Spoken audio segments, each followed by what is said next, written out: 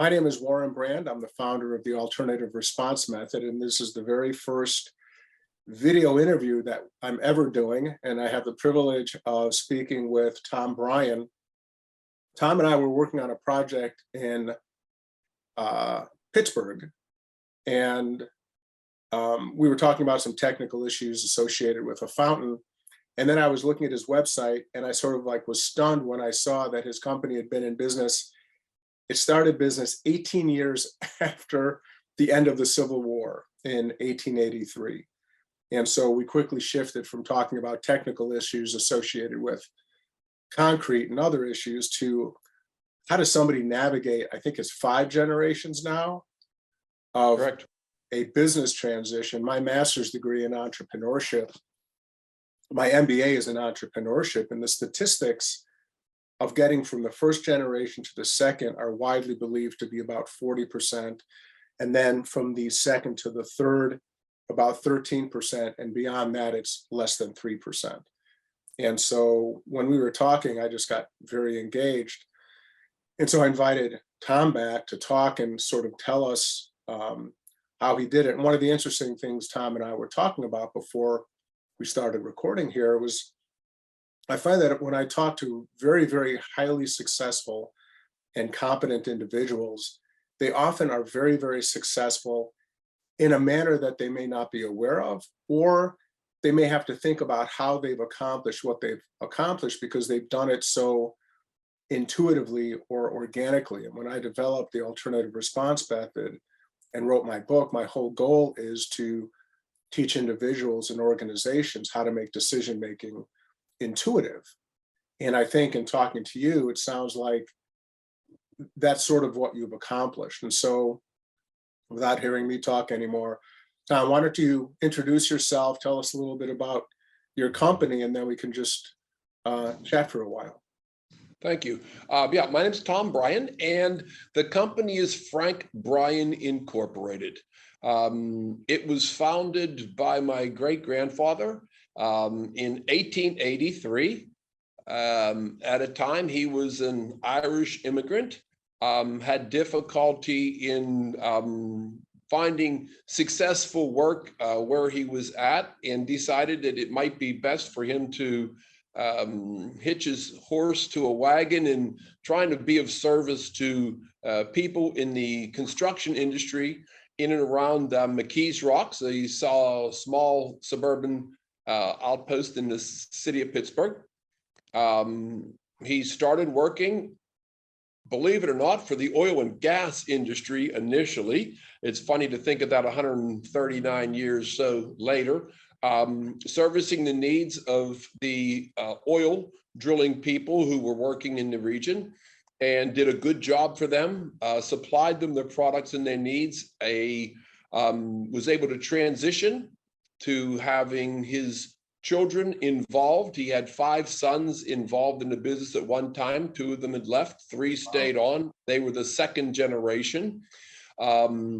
He passed around 1929, and his 3 sons continued the business at that time. They were in their late teens, early 20s, continuing the same mantra of hard work and don't think too highly of yourself. As you continue in your business, you're there to provide a service and a commodity for people. Hopefully they respect your time and your effort. World War II, World War I, World War II, both were significant events in the company. During World War II, the company had grown to mechanized equipment as opposed to horses and buggies and pool scrapers. So they were able to begin mining coal for the war effort and continued beyond that to supply the industrial needs of the region. During that period of time, other business opportunities came up. One of them was in the manufacture of ready-mixed concrete, which was not truly ready-mixed at the time. They pretty much took the raw materials to the job site and it was mixed there at the site. That was a small component of the business at the time, while they continued to transition from coal mining into building foundation excavation, where they had done a lot of excavation with very highly skilled personnel operating what was at the time, by today's standards, very rudimentary equipment, steam-driven shovels and cable-operated dozers and lifts. And at that time, you really had to have professionals, employees who were very good at their job, and you then specialized in that particular activity. The concrete business was rolling along, just doing a small amount of business. Whenever the machine industry, the excavation industry converted to more user-friendly excavation equipment, it became possible for many contractors who would generally or typically subcontract the excavating out to a specialist. They were able to do a lot of this themselves. So although we participated still in the excavating business, it was not as much of a core competency for us. The ready-mix business took off. Everybody has that tipping point part of their business. A local utility company was in need of several loads of concrete on a Sunday morning. And the individual working for the utility company got out the phone book and looked down, started with the A's and ended up with the B's. And my father answered the phone on a Sunday morning, and a gentleman said, "I don't know who you are, but I understand you make concrete." And interestingly, our company's yellow page, for those that can remember yellow pages, had home phone numbers for all of the owners. So he was able to call my father at home. And as it turned out, he said, "Yeah, I don't know who you are, but it sounds like you need something. I'll drive down to our plant and I'll get a driver and we'll bring you a load of concrete." Never really expecting anything to come out of that. And then over the next several days or weeks, of course, the individual that called turned out to be very highly placed individual in this utility company's hierarchy, and said, "I will never forget that when I called, you were there." And subsequently, we began doing pretty much exclusively all of the work for that particular utility company. And that really helped fuel the growth of our ready-mix concrete division. And we continued that through the 70s and 80s. We had great relationships with our customers and our vendors, and we had great employees, which enabled us to continue to grow. I entered the company in the 1980s, following in my father's footsteps. And You're third generation or fourth? I'm fourth. Yes, sir. Yes. My father was the third generation. And we had the one member of the third generation with us till about 2 years ago. He passed in his mid-90s, still pretty much came to work every day, 4 o'clock in the morning. He'd beat everybody to work.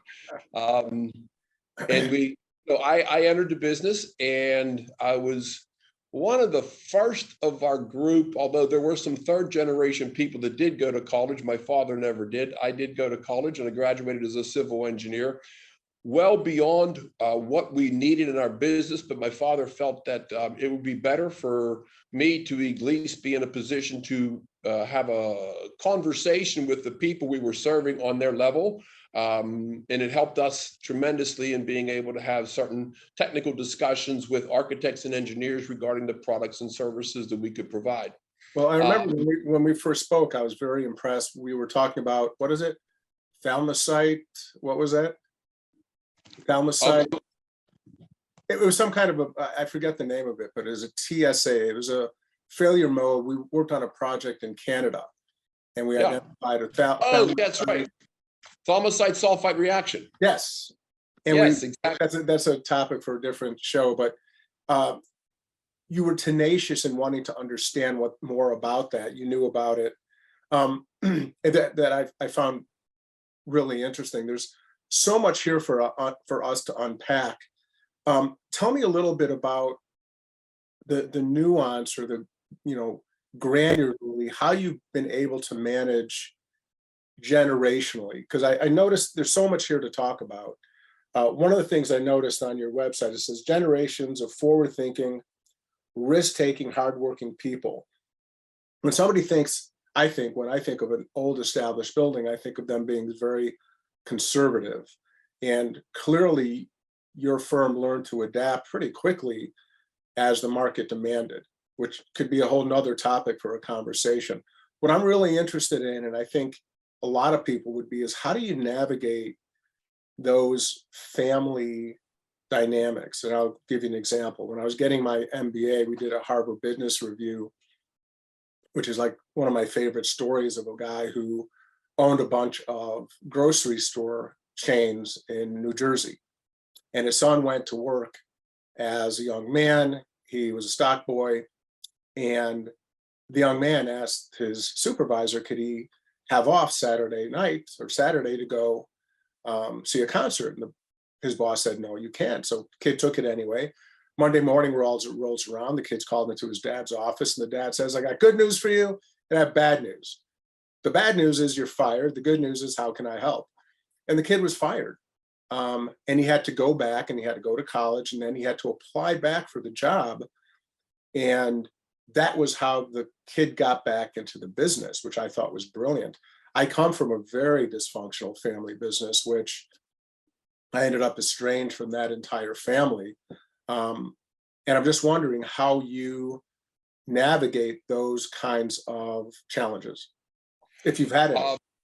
Yeah, I think throughout the generations, talking to my father, he probably quit or was fired on multiple occasions during his life.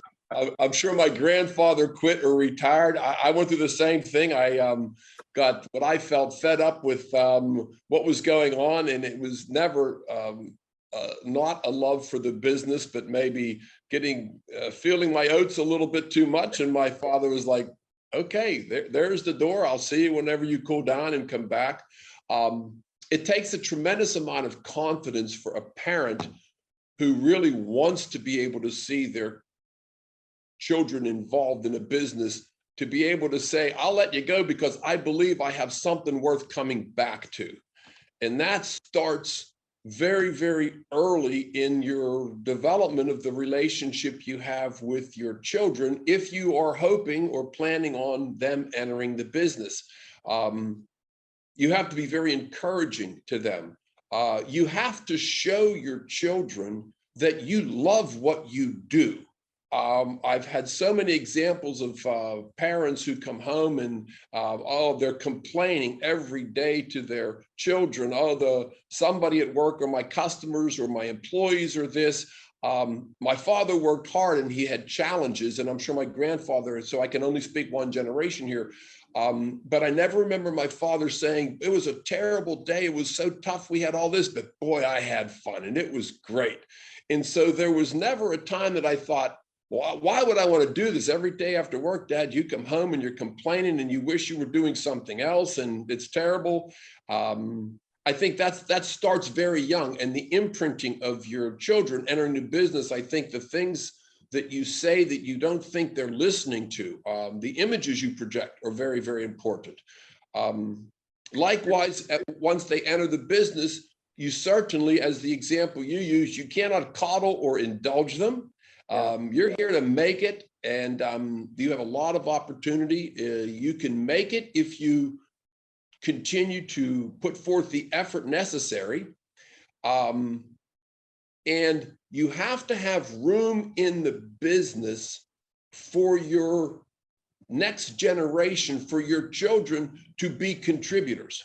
So many businesses I've seen where the initial owner, either the first generation or the second generation, this is mine, I will do it, it's my way or the highway. And you have a risk of saying, I know more than you, therefore you will do it my way. You have to allow your children to make mistakes within the confines of what you can afford to absorb in terms of their mistakes or risks. Just to your point, when I was working with my dad at one point, sort of the opposite of what you were saying, but I think it illustrates this very antiquated and typical attitude that you've overcome. Is at one point he got mad at me because he didn't want me to make follow-up phone calls for some reason. And I'd given a proposal to the Chicago Board of Trade, Chicago, a huge, huge company. And I followed up and I went down there and they signed the contract. We did industrial tank lining, and it was one of the largest contracts we ever had. And I came back, and I thought naively that he would be happy that this was the biggest project that the company had ever had. And he throws it on the table. He goes, you know, I expect you to obey me as if my word was the word of God. And I think that sort of epitomizes, and that's not an uncommon sentiment, which I think is a real, where people, it's almost like when somebody sells their house, if they get their ego involved in their house, they have this vision of what the value of the home is, when the marketplace is going to dictate what the value of the home is. And to your point, if you're not recognizing that the new generation or a new hire has something contribute beyond what you have already accomplished, it's really a non-starter. Yeah, I think that's challenging for people to put their ego aside and allow your next generation to be the face of the company moving forward. That's difficult. My father gave me that opportunity. Fortunately, our company grew, and I was able to find a place for the company, for myself within the company. One of the ways that I entered into the workforce as a person who was providing value and service was using technical terms and technical aspects of what we did as a way to be brought into the contracting community. A lot of people in sales, as it were great golfers. They were scratch golfers, and they knew the best restaurants. And the people that I was selling to at I was a very young age were old cronies of my competitors. Well, I can't golf, and I don't know where to go to eat, and I'm half your age, but I can tell you in that specification for this concrete or whatever they needed, did you notice that there was a requirement? Well, oh, wait a second. So maybe there's something else worth talking about. So you have to find your way into the business, and we produce a product. So in businesses that don't necessarily produce a tangible product, it may not be as applicable, but if you are in the manufacture of a tangible product, it's easy to then say, well, my product excels others for these various reasons, and you're producing something of tangible value. And I think that makes it interesting for people. Well, I understand that you produce a product, and I think this is what's so interesting about talking to you. A huge part of what you do, of any company does, is provide service. And in talking to you, it's almost like you take providing excellent service for granted, because you can have the best product in the world, and if you can't serve it well and be deferential to your clients and take care of your clients, it's not going to work. Talk a little bit about the value that you bring in the service component of what you do as you're supplying the product. I think that often separates people who don't necessarily recognize the value in what they have produced. You have to recognize the value of your own product. There seems to be a mentality where an easy way to make a sale would be just be cheaper. Right. The challenging way to make a sale was to say, I'm more money than my competitors, but I'm worth it, and I will, given the opportunity, prove to you why I am worth it. And so which are you? Are you the value added? Yes, we try to be the value added component part of it. Market will dictate what the final price will be. The percentage over market is what you can bring as value to your customers. And concrete, for the most part, is a commodity. In many cases, probably the most, if not the most, second biggest building material across the world. And in many cases, it doesn't matter to the consumer. Look, I need something to fill the hole. But in those cases where there is something of special purpose or need of the product you have, to be in a position to be able to offer that to your customer, that gives you the ability to sell the additional value that you have in the product that you're developing. Tell us a little bit more about, I know we're going all over the place here. Tell us a little bit more. Do you have any specific stories about, as you said about yourself, you came into the business, you sort of had a, feel your wild oats. What do you do? Do you specifically try to groom or entice new generations to come into the business, and how do you manage it when you get a young whippersnapper who comes in and they sort of feel entitled? Or I think you had mentioned when we spoke a while ago that you'd somebody that wanted to come in and sort of monetize the company. And you said that you viewed yourself, correct me if I'm wrong, as a caretaker of this entity, almost rather than a business owner. So talk about how you manage those egos, those young whippersnappers that come in and want to change things up or may want to monetize things differently than how you've managed the business historically. I think one of the challenges is the first generation was in fact the generation, the owner of the company that developed it. When it went to the second generation, that oftentimes is the generation that may or not have the same love for what it is that the first generation did. And then by the time you get to the third generation, sometimes you have trust fund babies and all they want to do is take the money out of the company. Yeah. Us, the challenge has always been recognizing that the entity, in our case, it's Frank Bryan Incorporated. This thing that we built is bigger than any of us that are here at the given time, at the life cycle of this company. And the challenge is recognizing, as you said, that my job is to make sure that this company is now available, financially sound, to be handed off to the next generation. People oftentimes don't realize that the journey is what is important, not the destination. So the journey through what I've done and what my father did, my grandfather, my great-grandfather, that was valued because at the end of the day, we all end up at Mount Calvary Cemetery. So what I can leave behind is the fact that I'm here, this is my time, and soon it will be my children's time and hopefully my grandchildren's time to continue this business that we are in.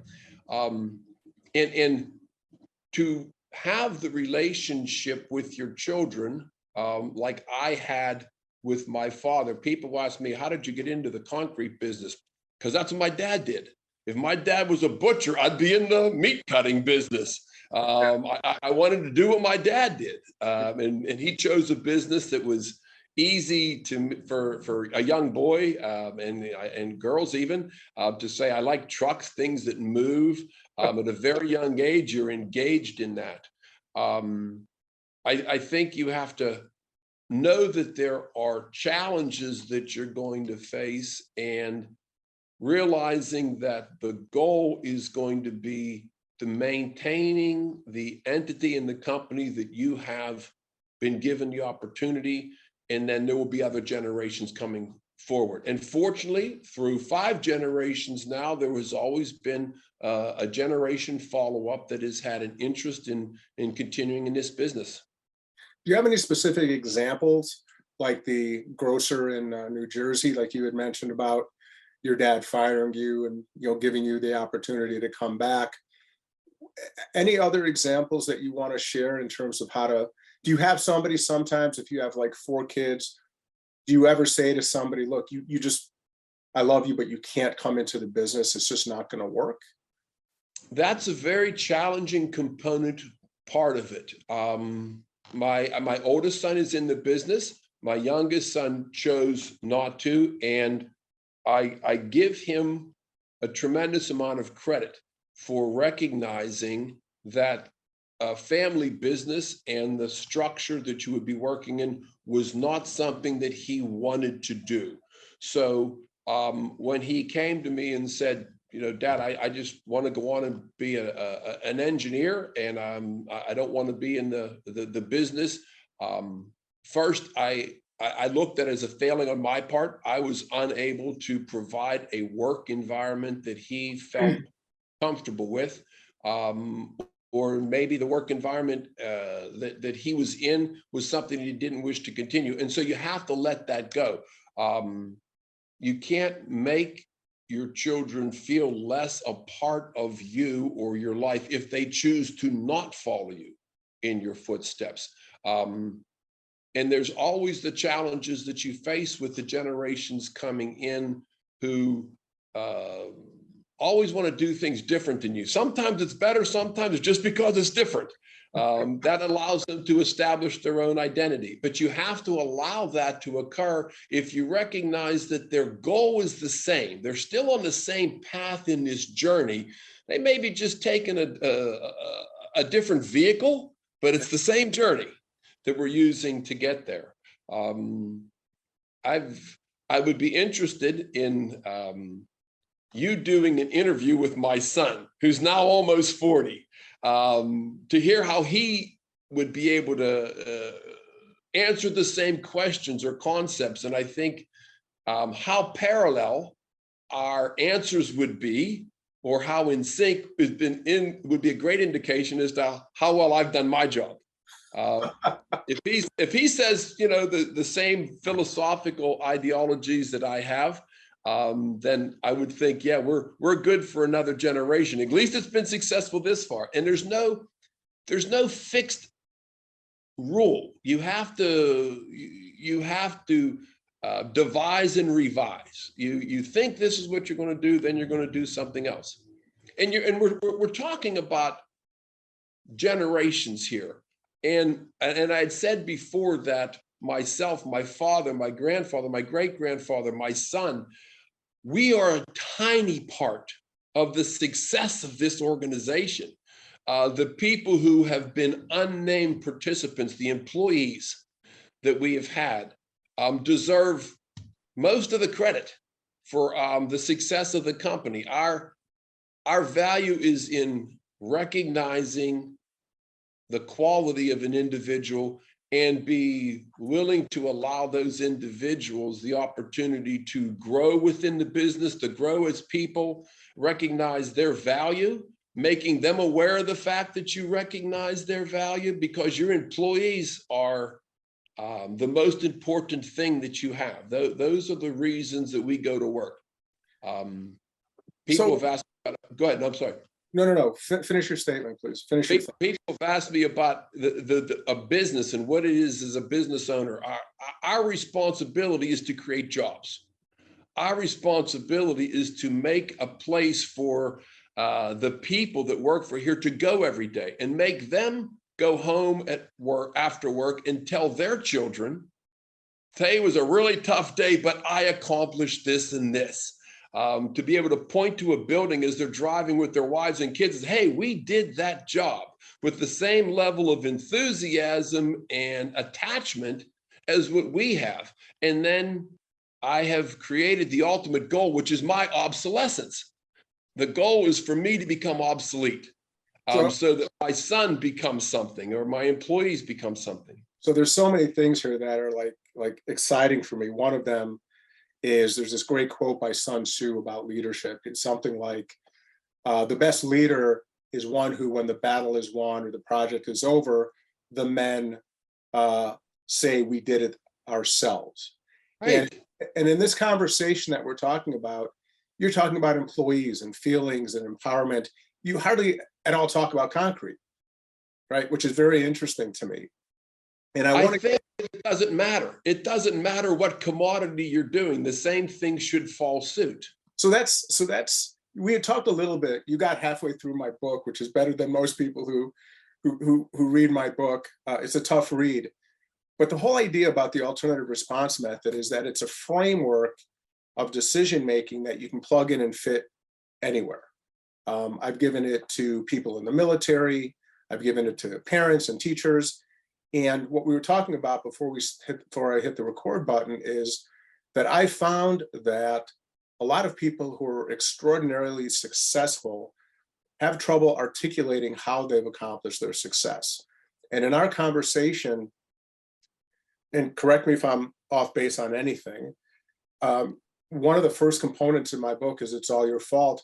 And when you were talking about your son, you viewed it as a failure that you hadn't enticed them to come into the business. And I'm sure anybody watching this would be thinking, no, that's not your failure at all. But the fact is you took it upon yourself. And within the book, in the framework, if you take full responsibility for something, even if it's not fully your responsibility, it allows you to strategize and think, how can I make this situation better? And that's one part. And then the other part strung throughout the entire book and the methodology is how to be of service. And that's all you've spoken about, is how you take full responsibility for pretty much everything, being of service to your employees, being of service to your clients. And then there's a huge chapter in my book. I think it's a chapter. I haven't read my book since I finished writing it. So I have really bad ADD, and it was painful doing it. So I need to read it again.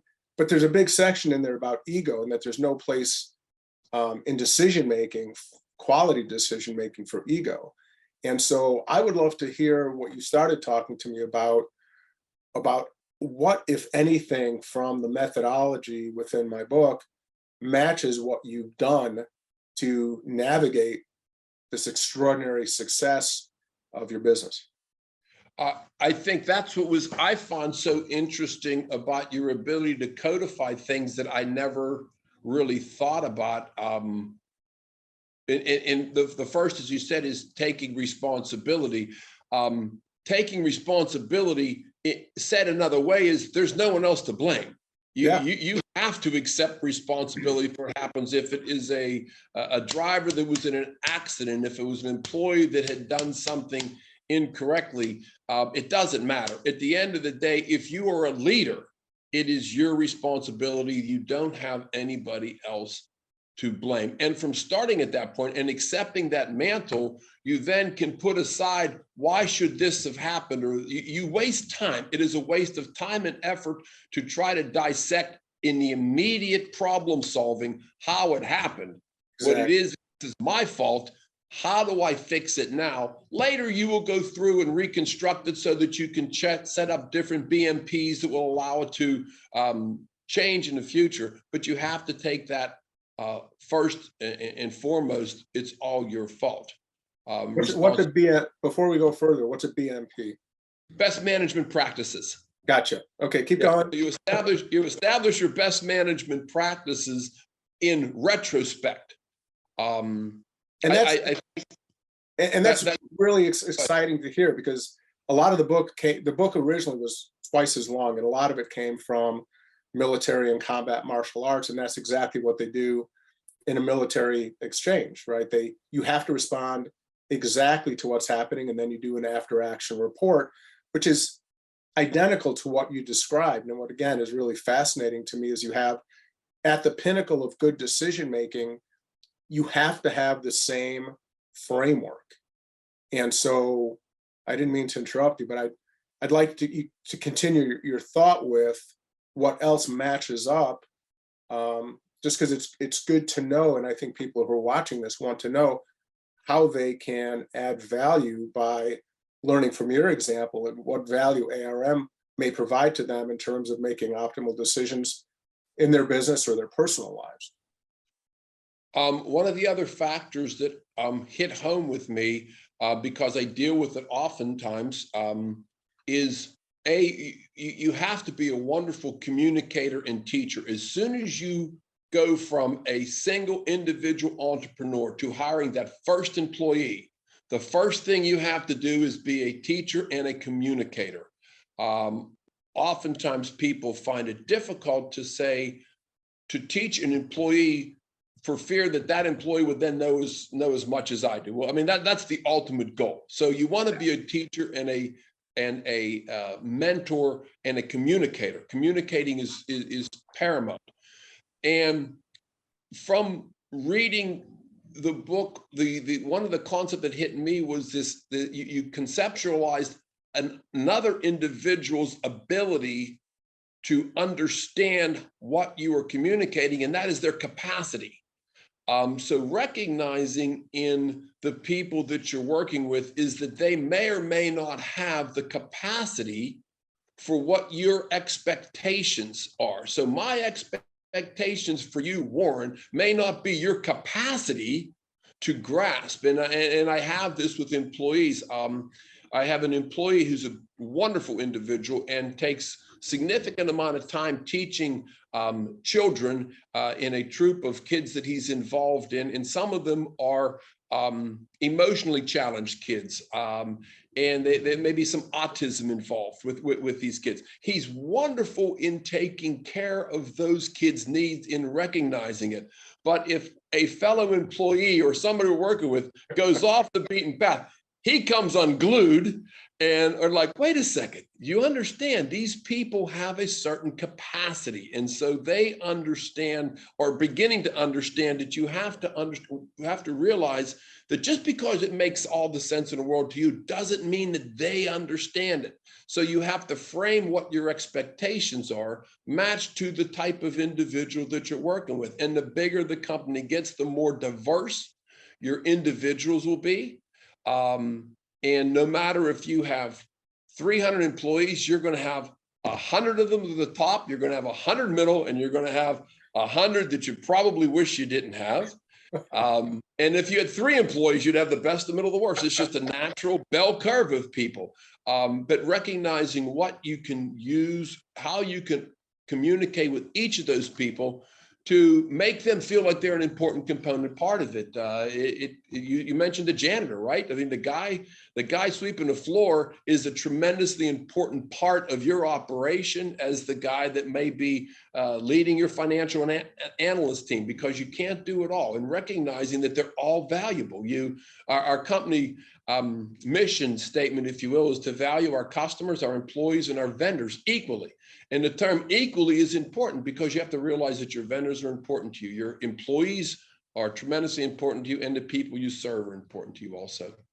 So in terms of capacity, just to outline it for new people here, it's one of the things that when people become familiar with ARM really seem to like and implement. I call it, when I give presentations, I call it kind of a superpower. And in terms of capacity, there's 2 components. One is an individual's capacity to respond in the manner of their choosing. So your example of an employee, he has an enormous amount of capacity in dealing with these challenged kids, and he has very limited capacity in dealing with adults. And that's very common because his expectations are different. But within the book, we talk about striving for infinite capacity so that, and we have something called rattle proofing within ARM. It's a consulting, people can hire us to rattle proof them, where nothing is going to throw me off because I understand that I'm going to try to take responsibility for everything and promote infinite capacity. And then the other part of that is recognizing the capacity of others. And once you start to hone in on that dynamic, to your point, it becomes very, very valuable in that you're modifying your expectations based on the bell curve that every single organization is ever going to have. And once the leader or the owner, let's say the leader, recognize that different people have different capacities, and then by embracing their own infinite capacity and owning it, they're able to modulate how they respond in the manner of their choosing, which I think you're finding is an incredibly powerful tool that really takes no effort once you start to think about it. I think that's correct. And the infinite capacity does not exist within your workforce, but you can maximize the capacity of each of the individuals that you're working with, and not overload them. So that Right. you take them operating at 98% capacity, 95% capacity, with still some room for growth and movement there. Some people's capacity changes as we have employees that have been with us for 30, 40 years. They'll start with us after high school or after college, and they've been with us. And in 30 years, I would say that individual's capacity when he was in his 20s is different than his capacity when he's in his 50s. Sure. And so if they're still being treated as though their capacity is limited, you're not really fully maximizing that individual's capacity. So you have to be able to maximize it. Well, when I was referring to infinite capacity, that's your capacity to Yes. deal with challenging employees and my capacity. So if I get into an argument, I have a wife and 3 daughters, so I got a lot of practice with this. And I work with clients, and we're brought in to do failure analysis, like in Pittsburgh, and there's a lot of emotions and a lot of potential finger pointing. And when I refer to infinite capacity, it's something that I strive to do as the arm practitioner. It's like if I'm doing a martial arts thing or somebody's going into combat, they want to be as calm as they possibly can so that they can perform optimally. That infinite capacity only applies to me as sort of a visualization tool for me to become as calm as I possibly can, because when I'm calm, I can strategize, I can make better decisions. Well, just to your point, when there's an emergency, the problem happens, your first task is, okay, this is my responsibility. How do we fix it? And then we'll go back and do a best business practice evaluation later, or in the military, an after action report. But in that moment, you're trying to maximize your capacity so that you can best deal with the crisis in the moment. Does that make sense? Yes, absolutely. You have to be very, very, you don't want to have a defined set of, you don't want to define yourself within a parameter that does not give you the ability to exceed what your normal capacity would be.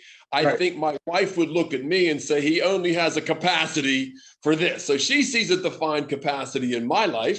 Yeah. I want to think that I am unlimited capacity, and I hope that I am, but the ability to be flexible in addressing different people in their capacity limits, and so that you in turn have infinite capacity to deal with it. And infinite patience is one of the keys in working with the people that you deal with on a regular basis. Well, I think so. I gave a talk to about 80 people a couple of weeks ago, and I was talking to people that tend to road rage or get upset when they drive. And I was talking about this concept, and I was saying you can use there are ARM tools you can use.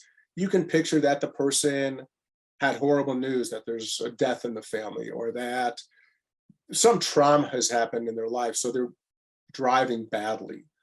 And these are tools that you use to develop your infinite capacity. It doesn't even matter if it's true or not, but that can make you a calmer driver. And this woman raised her hand and she said that she used to road rage. And one time she was being an aggressive driver with somebody and cutting him off and being, in her own words, a jerk. And the guy pulled up next to her and said, I'm on the way to the hospital because I got a call that my kid's in the hospital and you're just driving like a jerk. And it took that moment for her. She never road rages again, and she never behaves that way again. And that's the idea of infinite capacity, is finding ways and tools, and ARM has a whole bunch of them, to manage your own capacities so that you stay calm and cool, so that you can behave in the manner of your choosing. There's this quote that I saw, I can't remember where I heard it. It was something like, he was too wise to raise his voice, or too wise to get rattled, or something like that. So that's the concept of capacity. But it's interesting, people often will come up with their own interpretations and how they manage it. So it's rewarding to know that that's had some value to you and your company. Is there anything else in the book or that you would want to share in terms of how you manage your business and how you manage the generational continuity? I think so many anecdotal stories and references that you presented are things that I now I understand, or now I can see why this particular event is happening. I mean, dealing with your children and knowing their capacity. Dealing with your employees. I think one of the important parts that we had talked about before was to provide your employees with a sense of ownership for what they're doing. Let them take ownership of this entity that you're with, so that they too now can begin to emulate in their job the same methodologies that you use to solve problems, so that every problem that develops doesn't end up being their first response is to come to me. Their first response is going to be to analyze the problem, understand what they're dealing with, and then solve the problem. I tell my employees, you will come to me with a problem, but don't come unless you have at least a couple of alternatives on how to solve it. I know you have a problem, but tell me, here's the problem. Here's how we think we should solve it. And immediately I'm up to speed because I understand the problem better because their solutions match the problem or should match the problem. So yeah, I ask them, just come to me. If you come in with a problem, utilize your own diagnostic ability to the best you can. How would you solve it? And some of the solutions are not really applicable, but at least they're thinking about it. You know, the process is to begin thinking about it. Well, if this was yours, how would you solve it? I have to believe that's empowering to your employees, just the idea that you're sincere about hearing what they think about. And be willing to, on occasion, within reason, okay, fine, let's do it that way. And let them find out they were wrong.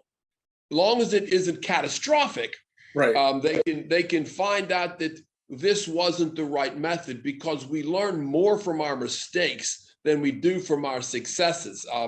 We built a piece of equipment in our plant that handles some of our leftover concrete, and when we got it done, people would come up and look at us and say, "This is amazing. How did you figure out how to do it?" I says, "Well, we didn't figure out how to do it. We discovered 600 ways not to do it, and then we got rid of those. So we know 600 ways not to do something, and the 601st worked. So we stuck with that one, and it worked out well. But all along that line, people were engaged. What do you think? What's your opinion?" And I'm constantly asking my employees, how do you think you would solve it? Because it forces them to at least now say, well, A, he's interested in my opinion, and B, I have to think through this problem more, because the solution will then become a BMP in future challenges that you're faced with. Right. So they have to be given that capacity, even if they make a mistake, and you can afford mistakes. You're not going to risk the whole entity on a decision of an employee, but by the same token, okay, let's do it that way. Let's see how this works out. Well, it fails. Well, that wasn't a good one. Okay, but I have another idea. It's okay. We'll go through that way. So everybody becomes a part of this team organization that way.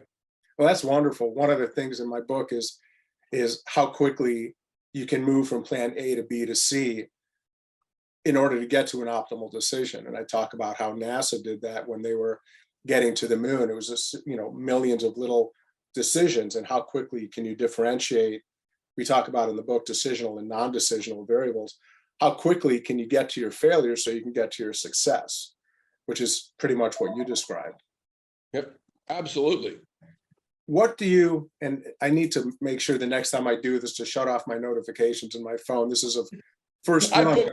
I put mine on do not disturb, so I have another phone that never rings in my okay. notifications, but it's the first time and the data is good. Good. How do you manage when, I've studied a lot of family businesses. How do you manage merit when you bring in somebody, a son, a grandson, whatever it is, and you have employees that have been there 30 or 40 years or 20 years? Is there ever resentment with the employees that, oh, he's bringing in his grandkid, I know more than him, I should be running the company, I should be the CEO? How do you manage that? And what if you find somebody, when does merit come in, where you have your son, and I may interview him, and what if he's not as good as Joe, who's been there for 30 years? How do you navigate that? I think the first thing is when you bring, and again, this starts very young in their age, from compensation wise, if you're talking that from a merit standpoint, they work hourly. Okay, you don't get money. Okay, Right. You want to work 65 hours a week, you'll make more money. Right. If you want to work in this capacity, and every one of them starts in the most menial task that could be given. Every one of the kids. Every one of the kids, yeah, exactly. They're all starting out. You start out in a menial task that is based on learning what we do and how to do it. So your job may be organizing the bolt bin in the shop so that you, and then you go back and you check on them. Now at this time, they're not college graduates, right? They're 12 years old coming to work on Saturdays with dad, okay? And you go back and you check, how are you approaching this problem? So the simplest thing of organizing a bolt bin, well, is he just throwing them around or is there a system? So you begin to evaluate. Now I understand and add, try doing it this way, or how do you think you should do this stupid little job? And they then, through their work effort, will gain the respect of the people that they are working alongside, so that when they are then moved to the next phase of their involvement in a company, it won't be like somebody there would say, he can't even organize a bolt bin. How is he going to manage this? Right? So they have to be able to do that phase of it as they're working up. I still have my commercial driver's license, and I'll drive mixer truck whenever we need to. You're sweeping in the yard, and it's important to instill in your kids the reality that the reason that you're not digging that ditch is because this guy got up this morning and said, I'm going to dig this ditch. You need to know what it is he is doing. So when you tell somebody later on, you need to break up this concrete and dig this ditch or clean it, you've done that job before. So as a manager, you realize when you ask somebody what's 98 degrees to go out there and do this labor, oh man, take it easy. Let's wait till later and do that, because I've been there with you. And that's an important way to give them, by the time they are in management or move up. And this takes a long time. This is a 15-year, 20-year process, depending on how you get to that point. And then they get to that point where by the time they're there, the employees that they are managing know that this was the same guy that so many years ago was digging or shoveling or came out to work dirty and filthy, and he cleaned the sewer and he did this. And sometimes as an owner, you want to look at I'm not going to make my kid do that. Hell yeah, he is. You're getting in there. You're going in that drum with a jackhammer, and you're going to put your earmuffs on, and you're going to beat the concrete out of that drum for the only reason. You probably won't be as good at it, but for the only reason so that somebody can see you crawling out of that drum or crawling out of that dusty, dirty environment that you might have been in, covered with filth. So when they look at you later on, they'll say, he's been there with us. You're doing them a favor. You're not doing them a favor by saying, this is my son and we're going to a golf outing today. That just destroys it for people. Right. Yeah, that's how it starts. And in our business, you start out learning to make a product. You then move into quality control, making sure that the product is being made better.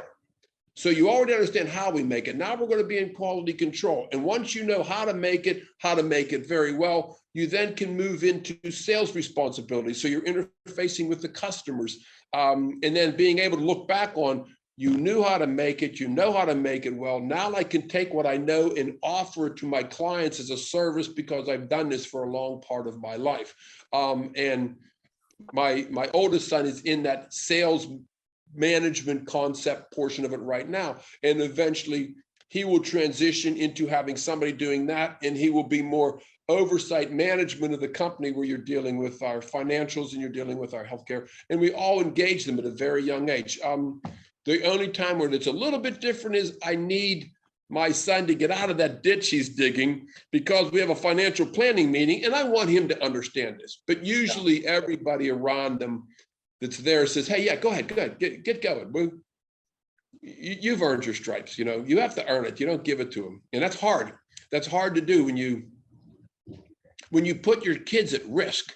You're not putting them at risk, but by the same token, if you ask an employee to walk across something or do this that might be, safety procedures all involved in it, but it might be risky, but you won't ask your son, that's tough. You have to be able to take that risk. No, I couldn't agree more. When I was in my owned our construction business, when we were doing tank lining, I was scared of heights, and I just wouldn't ask any of my employees to do something that I wouldn't do. Fortunately, they were not. So if we had something elevated, they would do it, but I would never ask them to do anything that I wouldn't do. And one of the interesting things you're describing is that, and I wrote about this a little bit in the book, is I think the natural way of, for thousands and thousands of years, probably tens of thousands of years, which you pointed out earlier, your dad was in the concrete business. If he was a butcher, he'd be in the butcher business. It's this concept of apprenticeship that I think is really the natural way that humans have learned forever. And I think that's how apes learn and everybody else learns. They have to learn first by not having an ego, which you sort of like drive out of them by making them sort bolts, and understanding the value and giving them the blessing of a good work ethic and what that means. And I think this concept of apprenticeship has really been lost. And I think the way that you've managed your company really embraces something that I think is natural to human behavior. So it's really interesting.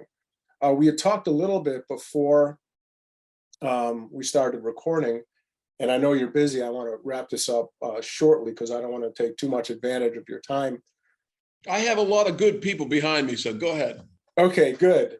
We had talked about diversity and challenges with minorities and women, and I imagine there had to have been a change generationally with attitudes. And how do you manage that now? Did Frank, obviously you never met Frank, right? I assume. No. Yeah. So how did that work culturally? There's this great quote from Peter Drucker: culture eats strategy for breakfast. If you don't have a good culture, you won't be able to implement any strategies at all. So talk a little bit about that, the culture within the business, and how you manage, if it's an issue at all, diversity within your organization. When you are willing to put your ego aside, which is in effect saying, I think I know this better, or I am better than you, my customer, or my vendor. When you put that aside and you recognize that you're only a small cog in the wheel, you recognize that there is no room for personal feelings, if they even exist, that would relate to how you feel about a fellow employee based on something that makes them different from you.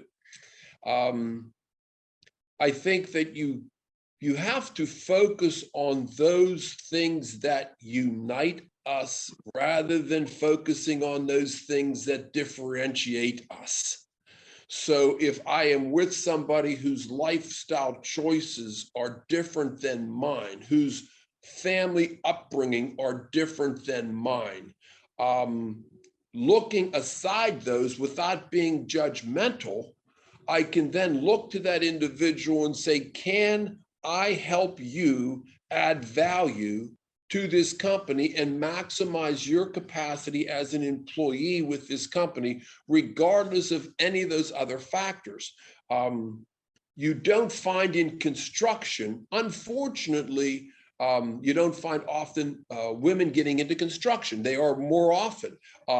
We joke that we have probably a half a dozen wonderful ladies that pretty much run this whole company. Everybody jokes about that. You want to get something done, the women run this company, and they've been wonderful, wonderful people that can do many, many things within the organization. So I think as a business owner, you're doing yourself a great disservice if you come to the workforce or to any situation you're in with preconceived notions about individuals' ability to perform the job.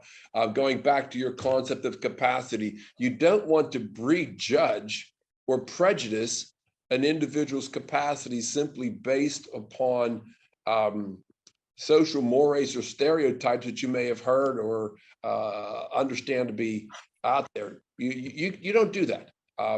We were never that way as a family. Going back to coming out of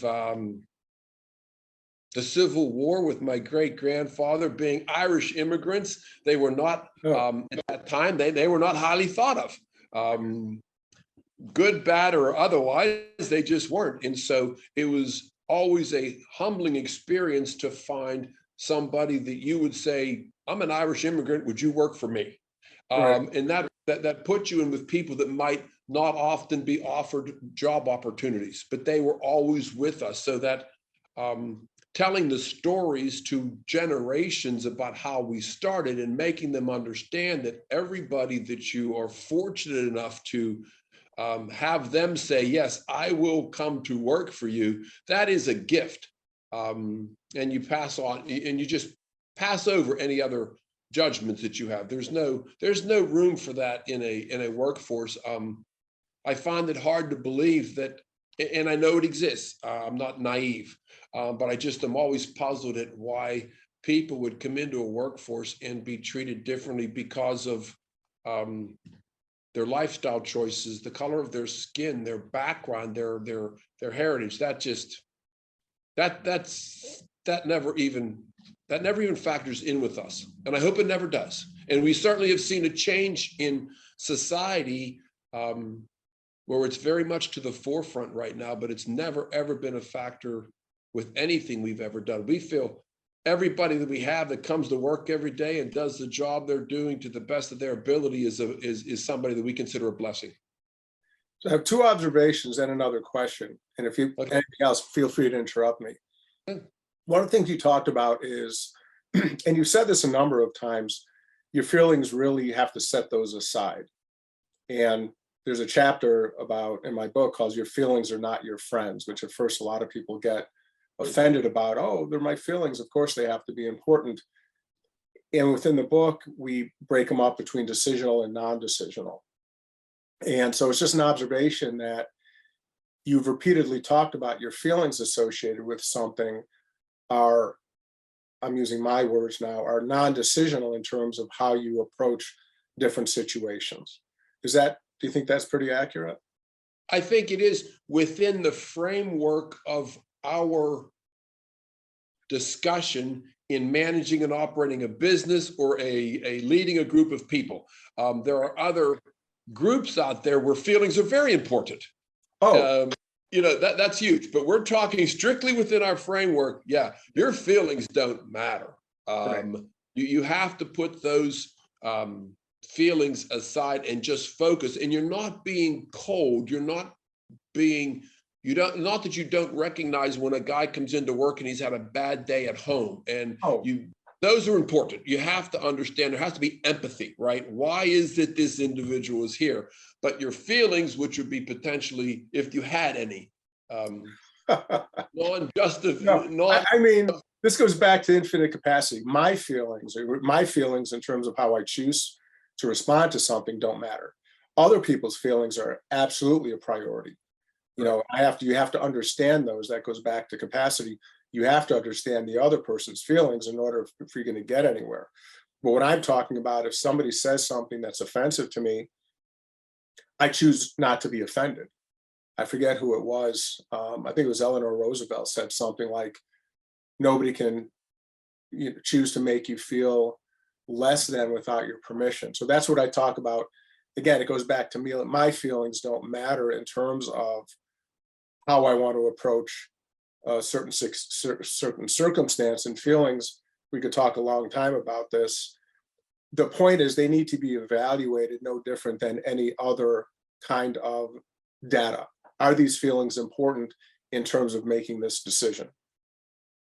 The second thing I notice is that I find when I talk to a lot of people, their cups are full in terms of, gotta shut off my notifications.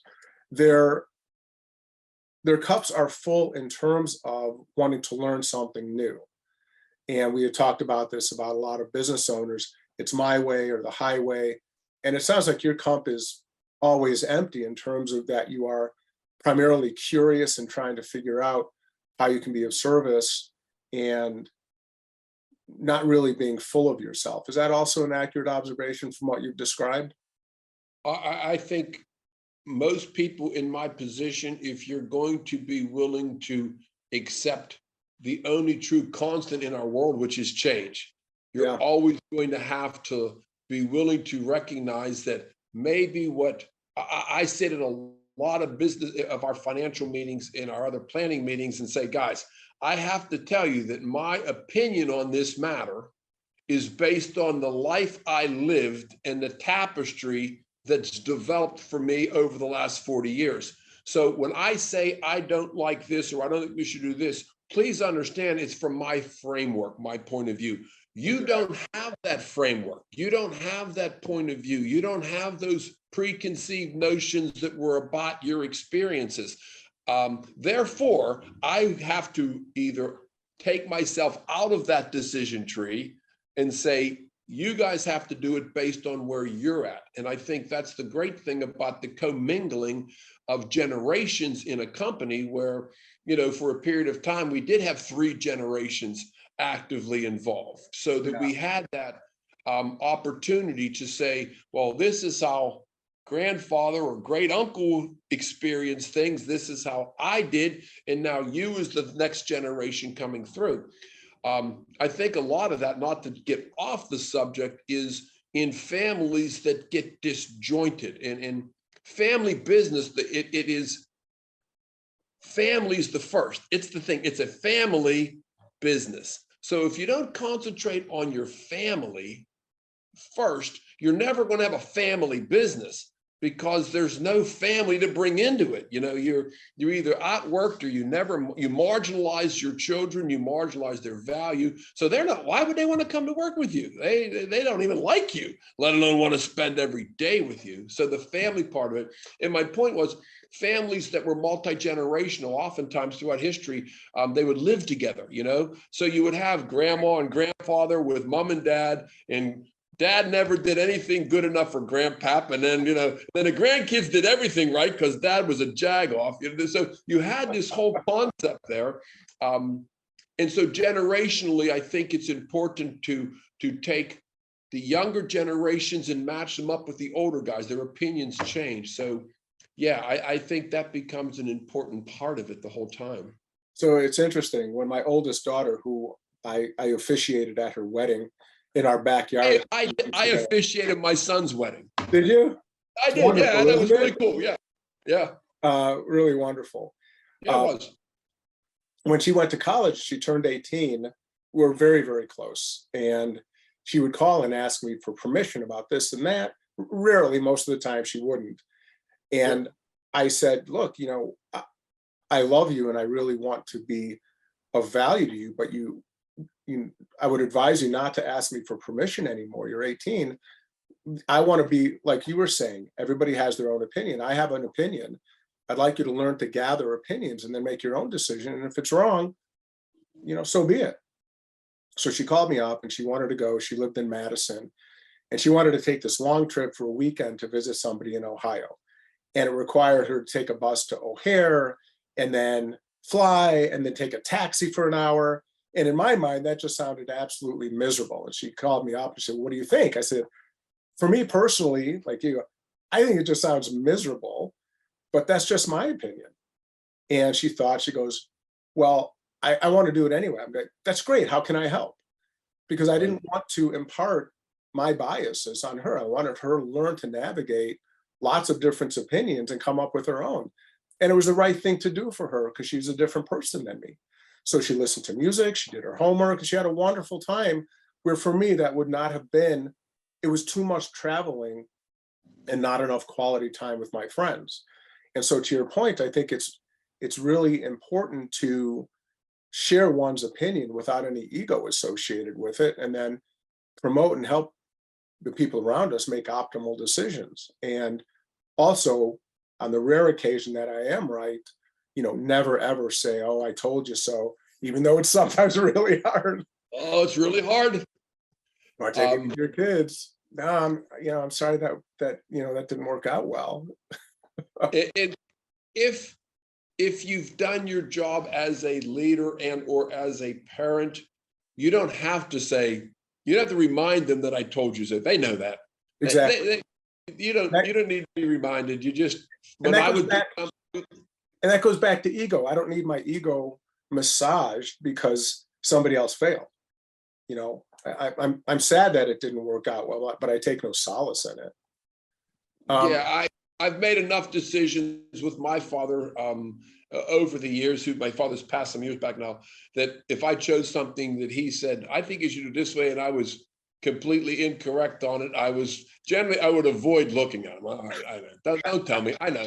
But at least I gotta, you learn more from, like I said before, you learn more from your failures than you do from your successes. So if I chose to do something different than my father, I would know it because I did it, rather than, well, that's just because he told me to do it. And allowed me the ability to say, all right, good.